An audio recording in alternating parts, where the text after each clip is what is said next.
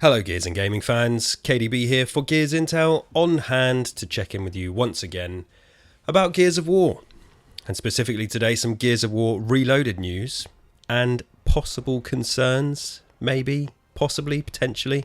How are you all? Hope you're all surviving the heat waves, if you have them where you are. We've definitely had them here in the UK. It's been pretty unbearable at times. Perfect, of course, for being in a dark room. Lots of heat generating technology to record a YouTube video, right? And before any of you Americans are in the comments giving me shit saying 30 degrees C, it's not even that hot. Come on.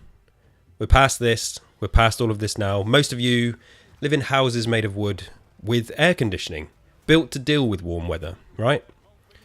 Our houses over here are not the same. They are built to deal with cold and rain. So extended periods of heat like this, yeah, they get us very sweaty. Feeling very sweaty. How's that for an intro? Anyway, enough about my sweat. As mentioned, there has been a little bit of news about Reloaded. Well, actually, no. That's technically not true. That's not accurate. The news isn't specifically about Gears of War Reloaded, but this news impacts Reloaded, I suppose. And it's news that got me thinking. I think it's got lots of people thinking. And I'm sat here wondering, should we be worried? Should Gears of War Reloaded be worried? Or is it all just kind of nothing and a whole load of fuss? It is official. If you haven't seen, Helldivers 2 is coming to Xbox Series S and X. I'm sure most of you have seen the news in case you were living under a rock. But if you haven't, let me just go here to a quick summary from IGN. Helldivers 2 is coming to Xbox Series X and X next month in a shock announcement that sees Sony publish a game on PlayStation's rival consoles. Arrowhead's explosive co-op third-person shooter launches on Xbox on August 26, 2025, a live stream confirmed. Remarkably, that's the same day Microsoft releases Gears of War Reloaded on PlayStation 5, and of course Xbox and PC. In a post on Xbox Wire, Helldivers game director Michael Erickson commented on what this launch means to the studio. Is that Mikhail or Michael? I'm sorry if I've balls that up. Anyway, we know gamers have been asking for this for some time and we're so excited to bring more Helldivers into our game, he said. We have so much more in store for the future, months and years, and the more players we have, the more stories we can tell. The fight for Super Earth has only just begun. So yes, official news, and did you catch it? You all seen it, the release date. August the 26th, 2025, as mentioned there. Yes, it is the same day as Gears of War Reloaded. So, how am I feeling about this? Personally, I think broadly, this is incredibly positive, interesting, and exciting news for a number of reasons. We just do have a small caveat, which I will get to. But let's start with positive reactions and positive thoughts to this news. I've got a couple of bullet points here. I've got three, actually. Number one, access for consumers. Okay, so Helldivers is a game that has been exclusive to PlayStation 5 and PC. It's a game I've always wanted to play, but haven't been able to because I do not own a PS5. And my PC is not powerful enough to make it a decent experience. My PC is a 3050, I think. It's like a budget PC. I bought my PC for my son to use for like schoolwork and stuff, and for me to use as like a backup machine and to play Steam indie games and retro games and stuff like that. That's why I bought my PC, and I don't think it's capable of running Helldivers. I mean, it probably could, but just not well enough to enjoy it. So personally, I'm very excited to finally get to play Helldivers 2 on my Xbox console, which is still my preferred place to play new games and all the big games. And yes, access for consumers, more people getting to play more games is a good thing, no matter what it is and no matter where it is. And I think that really is the key thing here, because millions of players like me now have access to a game that they didn't before. And this is irrespective of who made it, and is irrespective a word?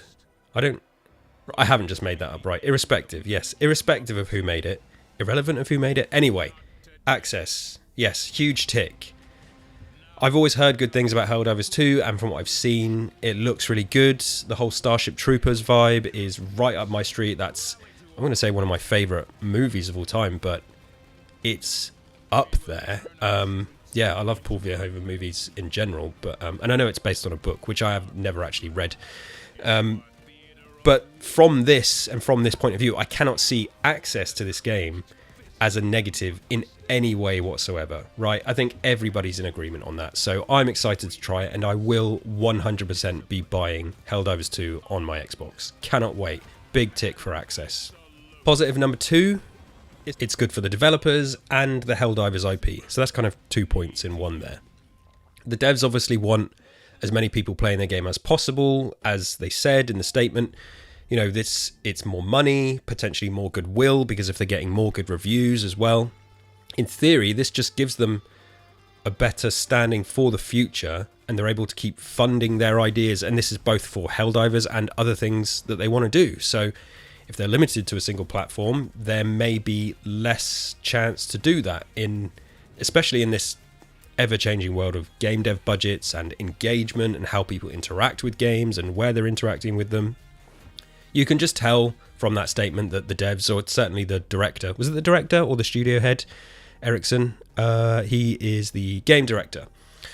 I'm not sure if he's the studio head. I probably should check that. Anyway, yeah, you can just tell that he's excited. And the buzz that I've seen just in the last kind of couple of days on social media. So I've been obviously out of the loop with Helldivers because I have no access to it. Now that there's been this announcement, I'm seeing a ton of Helldivers content creators and Twitter accounts tweeting loads of awesome stuff, like funny memes, and people generally being really positive and embracing the fact it's coming to Xbox. I'm seeing a lot of excitement from that existing fan base. So that's awesome for the Helldivers IP. It's good for the devs and just the IP in general, which I think was already in a strong place. Now it's stronger than ever. It's going to have bigger reach. It's already having it. So that is another huge tick for this announcement. And positive number 3, or at least, well, I think it's positive, but it's certainly the most intriguing point, the most interesting point about this whole thing. And that is, of course, that this is another brick out of the wall for exclusivity. So, yeah, it's an interesting talking point. It's something that we've covered on the show a bit in the past, and I've certainly covered on other shows that I'm a part of. But, yeah, this notion of game exclusivity, which we're seeing just fade away more and more. And it's happening here. And yes, this isn't strictly a Sony first-party game, but it's published by them. They own the IP, so they've got big sway here in deciding if this is going to happen. And it does sit in this weird grey area of first party and second party. They don't own the studio, is what I understand. And, you know, for Xbox, we all know the ship has sailed for exclusivity, and they are steaming ahead with this multi-plat strat, something which I feel is a good thing, despite their handling of it. And there's definitely some questionable moves and just the way they've announced things and the way they've done stuff, but I'm not going to get into that today. But it really does feel like this Helldivers announcement, along with a few other recent Sony decisions, games they're putting on Switch and stuff that you hear that they're talking about in their financials in terms of PC releases and stuff, it feels like they are not far behind with this multi-platform thing. And maybe not as fully multi-platform as Xbox is, but certainly a lot more than they have been traditionally. And honestly, I think given the surprise of this announcement, this Helldivers announcement, I think even though it absolutely makes logical sense and people aren't shocked that they're doing it, I think just that it's a surprise because it came out of nowhere. It makes logical sense because it's a live service multiplayer game.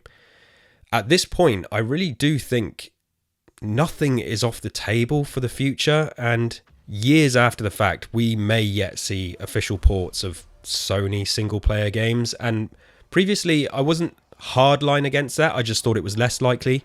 Now that this has happened, it's like, no, clearly they're open to things a lot more here.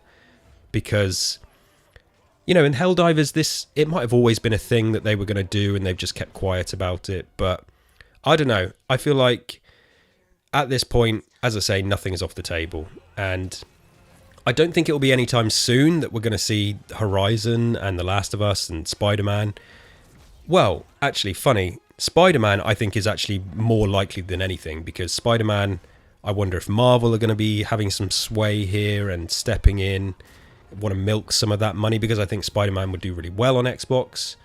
Horizon and Last of Us, less so. I think whatever's the most likely feels like one of the licensed games, like Spider-Man, and then maybe Horizon. But anyway, I'm just kind of thinking out loud. But yeah, I don't think it's going to be anytime soon. But right now, I think saying never, that it's never going to happen in this day and age, would be a really naive thing to say. So Sony will be adjusting their model, I think, because, as mentioned, they want to make more money. They know they've got to make more money, and this is part of that. So yeah, if you're an Xbox fan listening to this, an Xbox player, and you want to see more PlayStation games on Xbox, then you need to make sure you buy Helldivers 2, because you've got to send a message with your wallet and all that. So yeah, 3 key points there that I think make this really, really positive and interesting for players, the devs, and exclusivity as a whole. The one caveat though,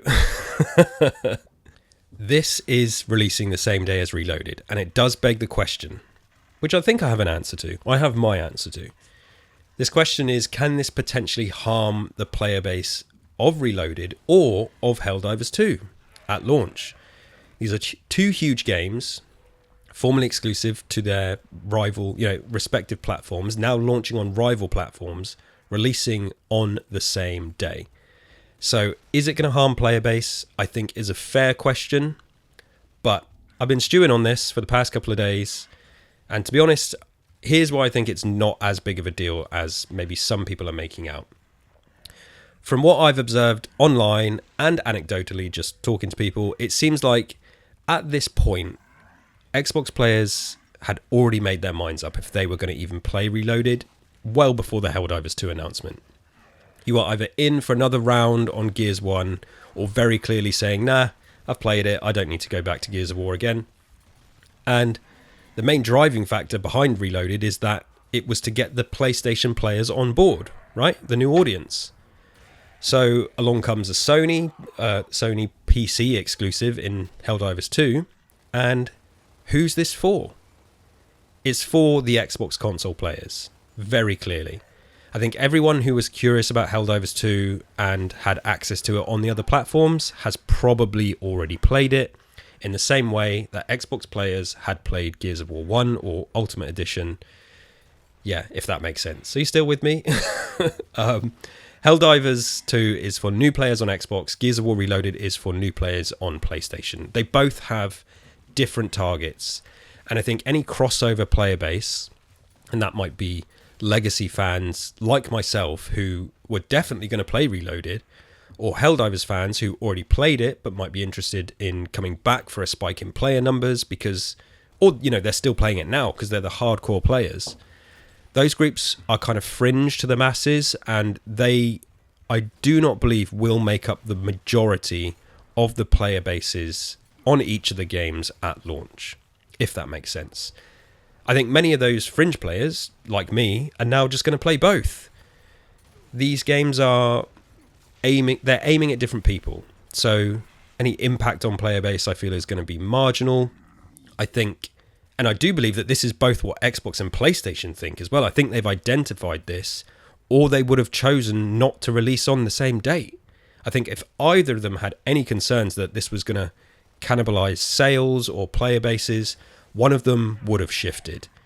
This date has obviously been known for a while, and I think that, yes, like sometimes this stuff does just happen and it's too late to change dates, and you could be really cynical and think, is Sony doing this to spite Xbox and try and kill Gears of War Reloaded? But no, the game is coming out on PS5. They want they want Gears Reloaded to sell well on PlayStation. So yeah, I think looking at the game industry's track record, if they were going to delay a game, they'd have no problem in doing that. So I think they know that this is fine, and they're aiming at different target audiences, different player bases, and any crossover is a bonus.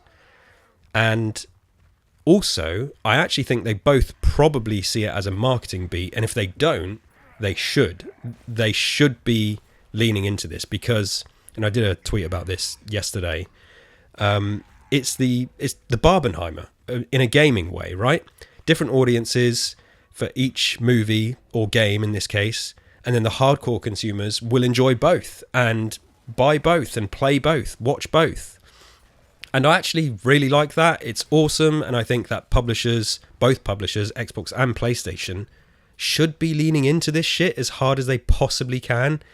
These are two gaming behemoths, and okay, like Gears is bigger than Helldivers in terms of legacy, but Helldivers is the new hotness, right? And so at this point, they both carry a lot of weight just for different reasons. And the publishers, I feel like I don't know if this sounds crazy, but they should be making crossover posters, maybe even a crossover trailer. Like, it's kind of sick and disgusting because it's just marketing. You think, oh yeah, okay, it's kind of soulless. But I don't know. I think it's fun. I think these are boundaries that I want to see continuously broken. Let's make this fun. I'd love to see them acknowledge that they're kind of going head to head. It kind of reminds me when 50 Cent and Kanye West both released their albums on the same day. And this was like, 2005 or something like that, or maybe slightly later, for anyone that can remember. And, they did like a Rolling Stone cover where they were facing off and stuff. It's real good shit. And people were picking sides, and evidently people were just buying both at the end of the day. And yeah, and I don't see why this can't happen here. It's an awesome opportunity, and I think bring the player bases together, get everyone excited about both games, lean on each other, and make a big deal of it. So yeah, and I think they know that. I'd be surprised if we saw nothing, or they might just let people like myself and other content creators and people on Twitter just hype it up, like I've seen with the memes and stuff. It kind of markets itself because word of mouth is so valuable, and it's a thing that many games rely on heavily these days. So yeah, we did also run a poll on our Twitter asking what our followers would be playing on August the 26th. And we got a couple of hundred votes, and 67.3% said Gears of War Reloaded, 10.4% said Helldivers 2, and 22.3% said both. Which, yeah, it's kind of interesting. And of course, this is only a couple of hundred people, and there's definitely going to be a bias towards Gears of War Reloaded, as we are a Gears fan channel. But it is interesting to see a portion of the people say both, because, like I say, this is a fringe group. There is this fringe group that will play both, and most people on Xbox have already made their minds up if they're playing Reloaded before Helldivers 2 was even announced. So I suppose the long and short of it is I'm incredibly excited. I'm happy to be getting access to Helldivers. I think this is good for the industry, good for the devs, good for gamers. Is it going to harm the player base? No, I think they're doing different things, they're aiming at different audiences, and it's awesome to see it kind of come together in this weird way. And the release date feels purposeful to me for a positive reason, as I say, not because they're trying to kill one another, because neither platform wants the other to fail. So yeah, I think it's really good. But yeah, what do you think? What are you going to be playing on August the 26th? Let me know in the comments. Come and get involved with us on Twitter, join the conversation. We are also on Blue Sky and TikTok. We are on this road to Reloaded, or I suppose the Barbenheimer of gaming, as I say, Gears of Divers Day for some of us. It is an exciting time as always. There's so much to play and so much to talk about, and we will talk about both, and we're definitely going to talk about Reloaded as it approaches and when it comes out. Thank you to everybody that subscribed to the channel. If you haven't already, please do subscribe. Find us on podcast platforms. Listen to the full episodes as well. Leave us nice reviews, leave some comments, leave the thumbs up, get involved. And yeah, we will be back again soon. I will be back. The lads will be back for a podcast episode. I know I keep saying that, but they will soon. We're just waiting until there's a real meaty thing to talk about. But until then, until next time, remember the fallen.